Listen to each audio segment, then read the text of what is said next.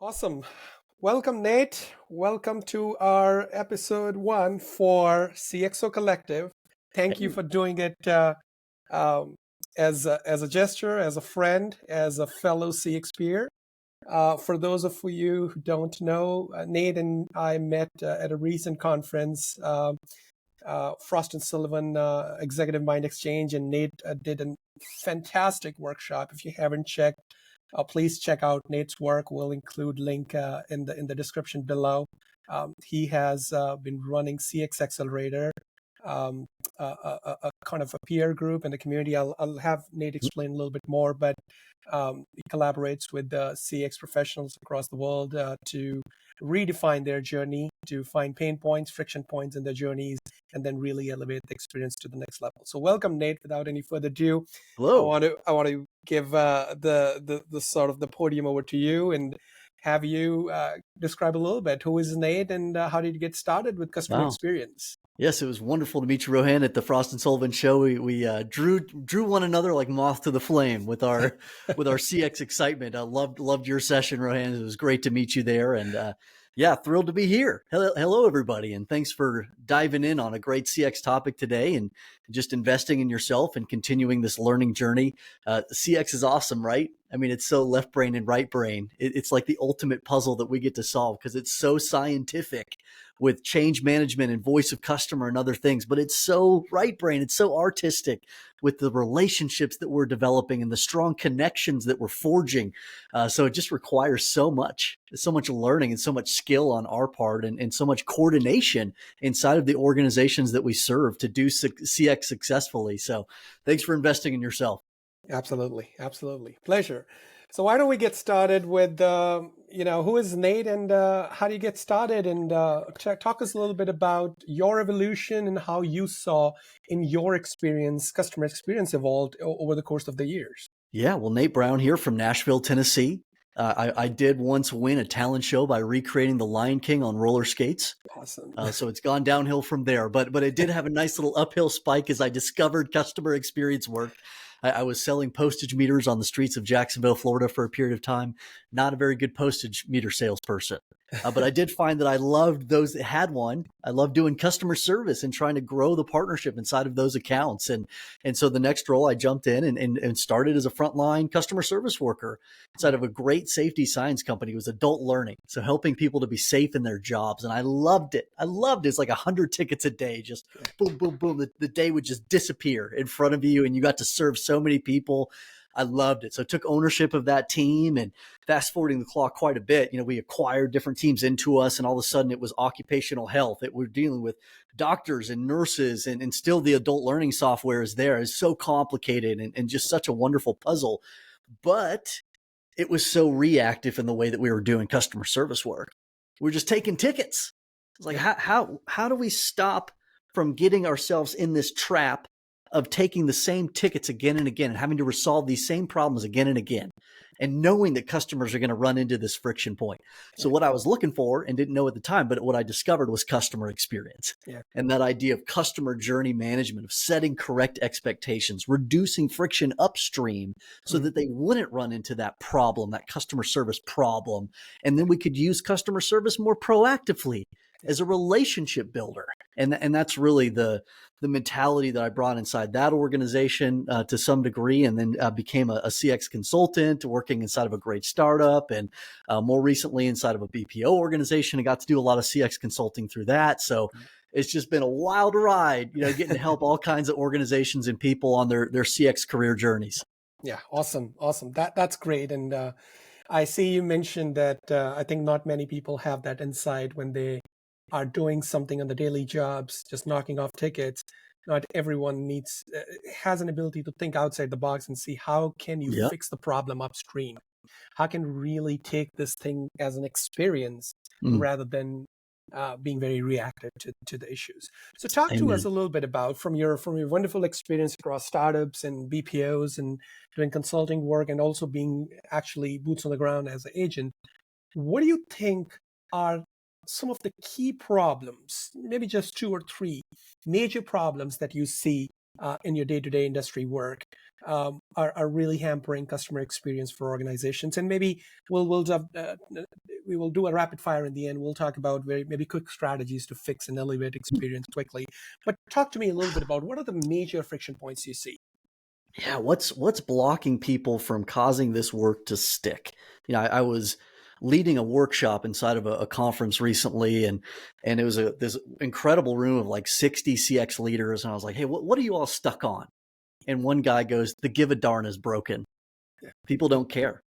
It's like, oh, well, yeah, that's, what are we even doing? We can do all the science of CX work, but if people don't care about the organization and its customers that it's looking to serve, Yeah, then what are we even trying to do? exactly. So, I mean, that is the ultimate friction point. That is the ultimate impediment, is ultimately awakening that intrinsic desire to serve the organization and its customers really well and to serve each other really well. Yeah. So, I mean, it's that whole EX layer. And I love to call it, Rohan, I love to call it guides and guardians. Yep. So it's that idea of do you have guides, people that are capable and have that desire to lead the customer to their definition of success? And you've got a voice of customer capability that's strong enough for you to know how you're doing, how effective you are as a guide in these different areas of the customer journey. So a lot of times that's the friction point. The organization's blind to itself in terms of its ability to be the guide. But then the other one is guardian. And that's that idea of we have this compelling brand promise and people care about it so much that they're willing to protect it. So willing that they would even hold a peer accountable, have a difficult conversation with a peer who's not being a good guide or could do even better in terms of in service to that promise out to the communities that we get to serve. Yep. So it's awakening that and having the capabilities, the cultural maturity to embrace all this. I mean, if you can create that ecosystem, then you're free to do CX really well. But how many organizations get there? Yeah. Absolutely. Absolutely. You brought up some very, very good point. I'll sort of summarize. What you're saying is we had an excellent voice of customer capability, but not many people look at the deeper end of the problem. They're very reactive to solving the metrics, which are reactive metrics, first instant response, how quickly can you resolve an incident, how long a ticket has been pending, all those reactive metrics. But no one really look at CX has two parts, essentially. The first part being really digging down why you have a problem. And second, how you really solve that friction point in a least frictionless way. But the first part, people tend to forget. What is the biggest friction that people have, right? And that's where voice of customer and other techniques and surveys and really getting down to actually a proactive approach can really help you out. And I think that's an excellent point. I think you mentioned a very good point about culture and employee experience, which is absolute imperative to giving a world-class any kind of experience, let alone customer experience. Because if employees are not happy, your organization is slowly going to corrode it, right? It's going to be corroded into. So excellent points. Good summary. Awesome. So digging down to sort of the next steps, I think we want to make this thing very, very tangible and someone to take really actionable next steps out of this, right? So talk to me about if you are brought in as an expert in an organization to evaluate their CX program, what are some of the one or two key first things that you look at? And then if you have to design a CX elevation program for them, what are two or three things you try to fix it, which can elevate their experience immediately, right? Maybe sort of high impact, low effort things that they could do. Essentially, it could be technology, it could be process. Cultural fix, I know, is a little bit bigger, but talk to us a little bit about that. Well, so I wrote this. I actually have a different answer to this question than I did 3 or 4 years ago. So I'll give you the 3 or 4 years ago answer. I wrote this thing called the CX Primer. And if you search for that, it'll pop right up for you. But it really started to me with voice of customer, that starting line around this work. Because otherwise we could make all these changes, but never even get credit for them because we couldn't measure the impact that the changes were having. Yeah. So really being able to establish that good voice of customer engine, as Gene Bliss would say, is really that first step. And then it gets into that change management maturity. it's helping to dive into the good momentum inside of the organization. You don't have to rewrite the wheel. Yep. You don't have to try and shove CX into an organization. In fact, it's not about customer experience. It's about helping the organization to fulfill its own brand promise. We can use different language sometimes, because if we spend all of our energy trying to get people to care about the idea and the concept and the function of customer experience, then how much room is left for them to actually be customer centric in the context of their organization? Because that's what really matters here. Okay. So let's do change management really well. Is that step 2, and having a good change management vehicle. I love using John Coder, the leading change model, to bring that CX transformation maturity there. Then the third layer really truly is that EX layer. It's that guides and guardians mentality, and really being able to have that overflow into a good, consistent customer experience. So those would be, now I think about it more and more in terms of community. And I'm not going to dive too deep in there, because I'll be blowing my energy for the end of this when I know you're going to ask me what the future of this is going. But like, I love thinking about community in 3 layers. And if CX is the thoughts and perceptions that people have towards the brand, and we're trying to cultivate great connections to the brand to where it can earn loyalty. I mean, so much of this work that we do is trying to earn loyalty and grow and earn the right to partner more with them and maximize value and open up things like share of wallet and things like that. If that's what we're trying to do, then it would start with that servant leader, that leadership alignment. We know what great CX looks like for us. We know the kind of people that we want to bring into this organization that can be authentic ambassadors for us, that can help us to deliver on our promises and care enough to do so. So that's level. And then layer 2 is that guides and guardians layer. So it's making that happen with our employees, and specific methods to awaken that real true attributes of what a great guide looks like inside of that organization specifically, that embraces your personality, your brand core, the things that you stand up for, the customers that you're looking to attract, because not every customer belongs to you. In the same way that not every person could be an ambassador for you authentically, you can't be all things to all customers either. We're trying to attract the right customers to us and deliver an experience that we can do better than anybody else in the world. So it's making that happen. And then layer 3 is that co-creation alongside our customers in an actual community vehicle, which we'll get more into in a little bit, Rohan. Absolutely. Great points. I think just a side note, we're going to put up the link for that CX primer that you mentioned in the description below. And then I think you touched on a very, very interesting point, which is the brand promise, right?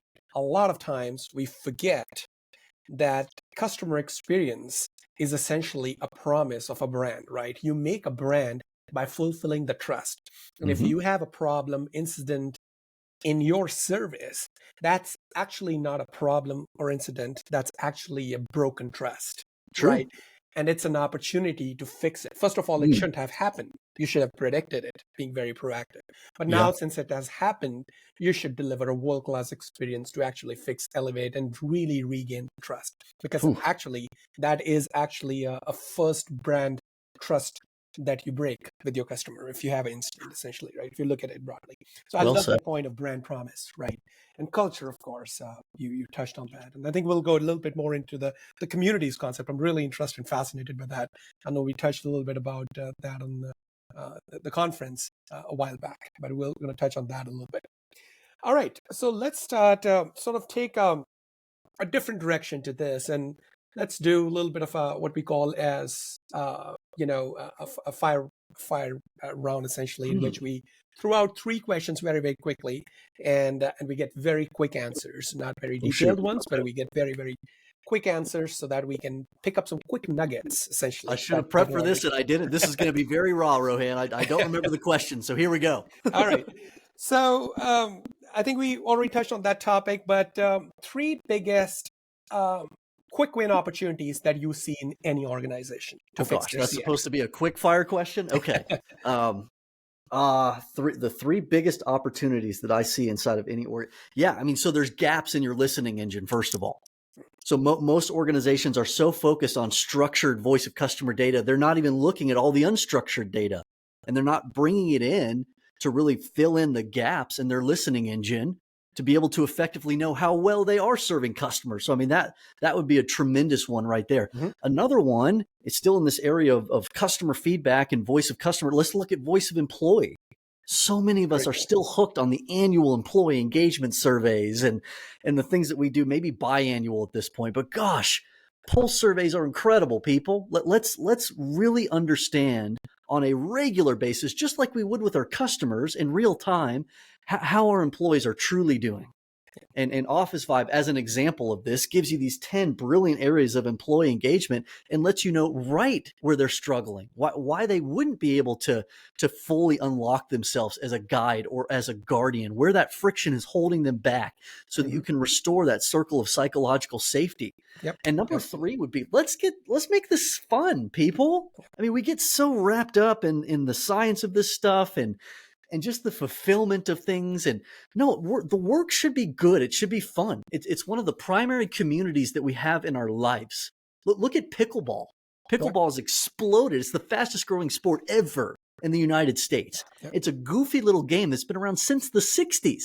Yep. So why now? Why did it explode? Because it's easy for somebody to jump into and make new friends and get a quick sense of identity. I'm a pickleballer now. And it's so inclusive, and it doesn't require a lot of physicality, but it's so fun. We can incorporate these elements into the workplace and make it good and exciting and compelling, and bring good friendships, good peer-to-peer connections into it, so that work can become a little bit addicting. Yeah. So that it does represent a good community in our lives. Yeah. We don't do enough to make that happen. That would be number 3. Excellent points. Well, that's great. You summed it up pretty well. That was not well. rapid fire. That was not quick. I apologize. I'll be faster. I think that was spot on, because that's a quick takeaway that we want out of this session. Okay, the next one.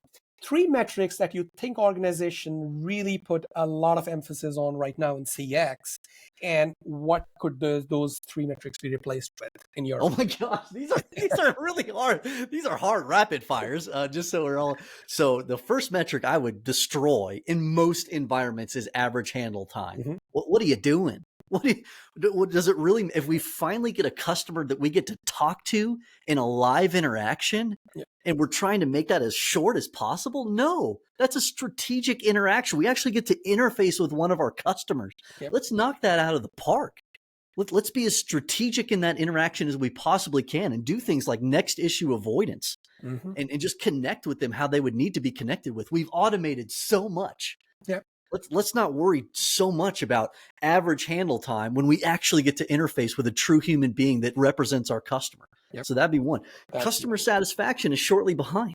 And NPS is going to be my third, legacy NPS. Yep. I mean, these things have been around so long, they're old enough to have their own driver's license. How is that still relevant? How are we still so hooked on that in our service environments when they're just reactive metrics that represent what exactly? This generic idea of satisfaction, this generic idea of, I guess I'd refer a friend or family member maybe with this product. No. Let's look at things that really matter. What we know really matters. To replace a couple of these is going to be like an ease of business score or customer effort score. We know in a customer service context how much effort really matters. That's what's going to lead to loyalty. That's what really matters to the customer in that moment. So let's see how hard it is for us to get them back on the ideal path of the customer experience we were trying to create for them in the first place. Yeah. Let's reduce friction in this service environment. And now that we're up on that more strategic layer, gosh, let's look at customer engagement score. Let's look at a customer health score, or one of these metrics that's coming to us from the wonderful realm of customer success. Which is all about maximizing customer value. Right. So it's maximizing that partnership and just inserting value at every stage of the journey that the customer's on. It's that holistic depiction where we're not getting addicted to just the little customer service transaction point. Yeah. And so, I mean, looking at it through that lens is so good for us to do. And the last one that I love comes from Gene Bliss. It's a customer growth engine metric. And it's looking at your customers by volume and by value. Yeah. And just comparing quarter over quarter and asking the brilliant question, are we earning the right to grow our customer base? Yes or no? You can't hide behind some hypothetical NPS percentage. We're talking about whole numbers. Yeah. How many people have we earned the right to do business with? And how much value do they represent, that share of wallet component? If you're opening up those things, then you're growing the business sustainably through great customer experience. I love that. I love that because I wanted to have some closing thoughts on how do you connect this whole customer experience, which is sort of a notional concept for a lot of Sure. CX leaders, for a Yeah. lot of senior leaders, and really connect it to ROI and some of the metrics that they understand, which is Yeah. revenue, share of wallet, margins, Mm. what have you, right? Yeah. So that's great. Loyalty. Those are some of the things. And so I think you brought up another very, very good point. And I think the 3 points that you mentioned are extremely interconnected. Average handle time. If you look at every call as an opportunity to chop off as quickly as possible, you are not really figuring out the root cause of the problem and thus not really looking at really a broader approach to fix your broader customer experience rather than taking it as in a transactional call to just, Ah, yeah. improve some vanity metrics, I would say, right? Think about what a great guide does. Yeah, So if the customer is trying to get to the baseball stadium to watch an incredible baseball game, yeah, but what you heard is, I need to get to the gas station because they need to pick up some ice. yeah, a, a, a an average handle time mentality is going to dump them off at the gas station and just hope they figure it out. A good guide is going to make sure they get what they need at that part of the journey. yeah, Then it's going to help them to navigate the traffic all around that ballpark. Then it's going to drop them off, not at the front door entrance where there's a line that's 2 hours long. It's going to bring them over to the side entrance that they know their ticket can get into mhm, because they've lived here for 20 years and they've been to 100 ball games. yep, That's what a good guide does. But if you're stuck in average handle time mode, yeah. you're dumping them off at the gas station. You're not going to bring them to where they actually need to be. Exactly, exactly. And one thing is actually contradictory to other. If you really improve your AHT, average handle time, you can't really make a meaningful dent on your customer satisfaction and NPS because Oh, you never went above and beyond, right? It's right. by definition these metrics are sort of diametrically opposite. I mean, I feel like every contact center has to wrestle with this tension. We talked about this a lot at ICMI, actually. I mean, you've got senior leaders are going to expect a customer service center to be one of two things usually. Yeah. Ultra efficient. You're kind of Uh-huh. in that cost reduction mode. Uh-huh. Hey, we view customer service generally as a cost center. We want you to minimize this as much as possible. Exactly. Do it as quickly, as efficiently as you can. Get them off the let's do what we have to do in this area so that we can move on, versus a customer service center that's seen as being very strategic. Yeah. And is doing the work to open up additional value, additional partnership, additional things that lead to meaningful customer outcomes long term. So that tension's always going to be there. Yeah. A good CX customer service leader is going to earn the right to move up that scale to be more and more strategic. You brought in an absolute, I think this statement is going to sum up the episode, I think, in my view, because I think if you really are a great strategic CX leader, if you're really a leader, then you really convert what you, in a bottom line, what you do is convert your customer center, contact center from a cost center to a strategic enabler of the business, right? You have to really Love that. make up your brand. You really have to be an advocate of the customer. You really have to be a voice of the customer. You really have to be true advocate of, you are the people who are interacting with customers in and out. You are the first person who know what the brand currently stands at, and you are in the best position to evolve that experience and the brand promise, if you will, right? Well So I said. think that's a very strategic statement, and I think that's what every CX leader's first goal should be, to evolve this from a cost center to a strategic enabler of the business, because that's where actually they even get a seat on the table with the C-suite, quite honestly. Well said. Right? Yeah. Absolutely. Great points.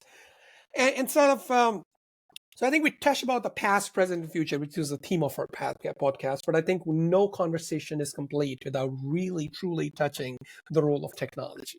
I know I've been on many, many conferences this year, and people are just really, some are confused, some are, I would say, pessimistic about this whole notion that artificial intelligence and next generation technologies, if you will, automation, and I can bucket a couple of other technologies into that, are really going to impact the whole customer service function dramatically from a headcount standpoint. And overall, I think the customer experience is going to be much more automated. and technology driven. Which is, of course, is a big concern for our contact center leaderships and employees that work in this industry. So, how do you see AI really enabling first, and then Mm-hmm. destroying customer content experience sort of Yeah. headcount, if you will, in the long run? Destroy so that it can be remade, reforged into a new blade that's even sharper. Yes, I mean, there's a lot here, right? There's a lot of ambiguity, a lot of confusion here. One thing that's really helped me to just see the current landscape and to dream and to be excited for this next generation of incredible technologies was a post by Bill Stakos on LinkedIn, Mm-hmm. where he talked about AI impacting CX in 3 stages. So Right. one was that of contributor, and that's where we've been. That's Mm-hmm. agent assist. That's the first iterations of chatbot and these other things. You know, Yep.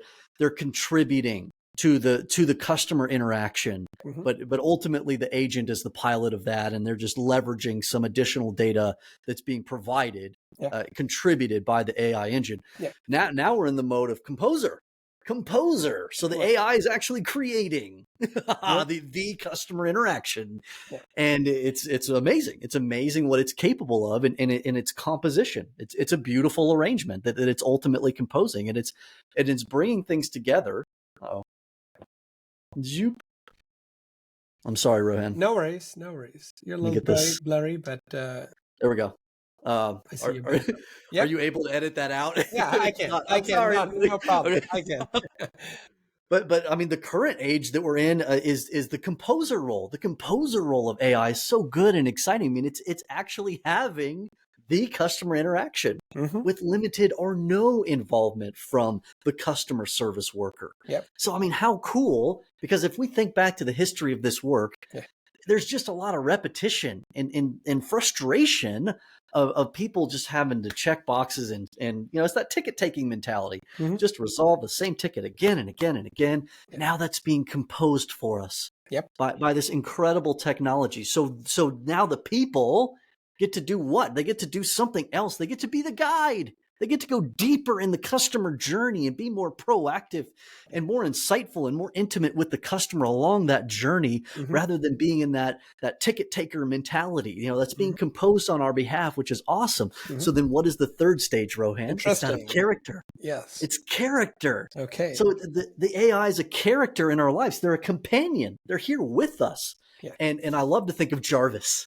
Jarvis from Iron Man. Have you seen Iron Man, Rohan? I haven't, but I know Jarvis a little bit. It's awesome. So, Yeah. I mean, Jarvis is adaptive. It's always evolving. It's so intelligent. It's so helpful. Mm-hmm. There's a missile coming at Iron Man. Jarvis took care of it. Anti-missile. There's no gravity anymore. I've got that under control. I know how to do gravity measures, and there's no oxygen anymore. I've got oxygen coming into your, I've got it all under control. Mm-hmm. I am proactively keeping you alive and making sure that you can do what you need to do, Iron Man. Wow. But then let's go back to the people part of this. Who's the real guide for Iron Man? It's not Yeah. Jarvis. Yeah. It's Pepper Potts.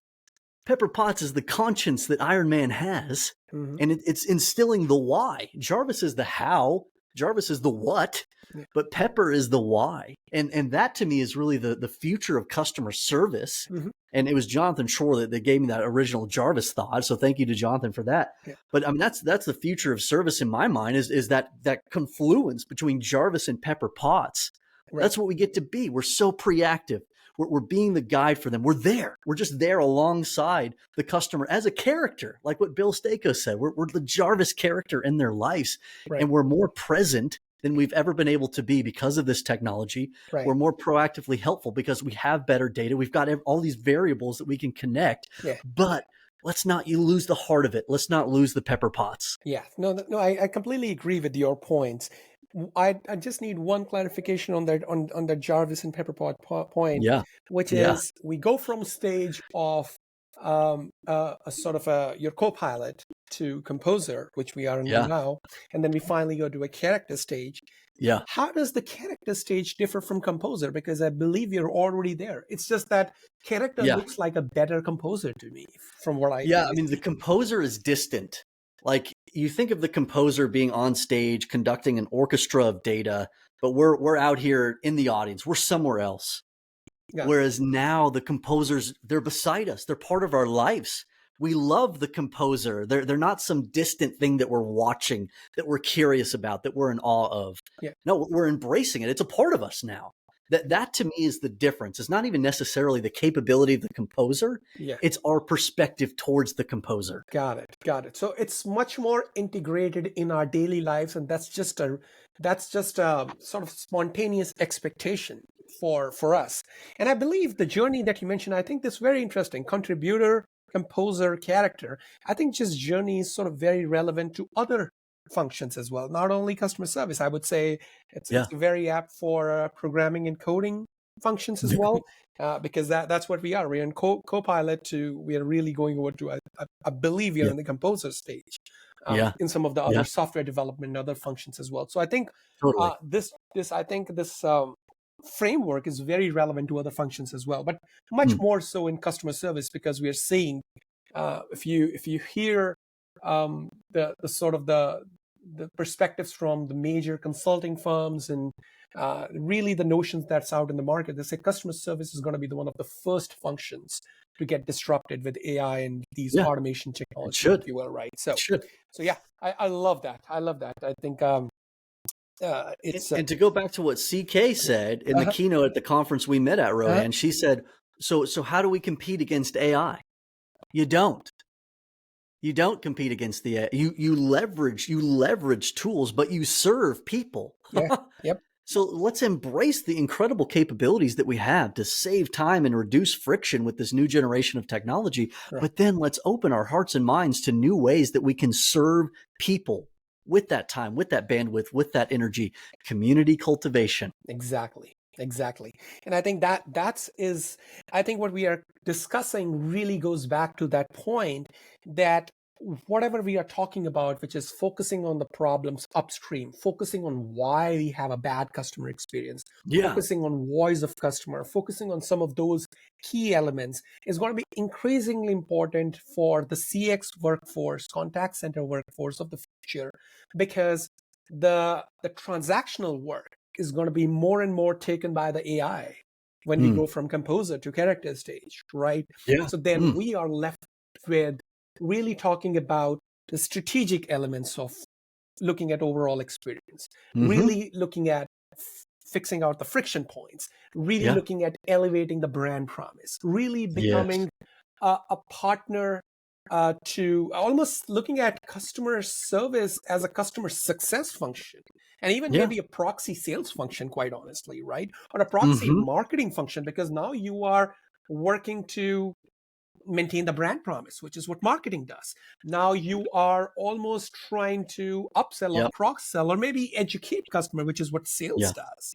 Right? So customer success, which is be a partner with your biggest clients and partners, right? So I think I really believe that we're going to have more and more of these C-suite roles. Yeah. That's like a chief customer officer. Yep. That's the embodiment of everything you just said. Yep. There's the marketing component, there's the customer success component, and there is the customer service component, and the larger idea and concept of customer experience. Yep. Those four things belong in many ways housed in that one role. Yep. Exactly. And I think we're already seeing this proliferation of this new role, customer experience officer, CXOs as we call it, right? It's already a hybrid blend of some sort of marketing, digital marketing, your end-to-end customer success, contact center, overall end-to-end experience, if you will. Right? So I think we're going to see a lot more of that. And I think I'd like to end on that note that the contact center roles are not eliminated. They're just going to be redefined, because technology is going to be a great enabler,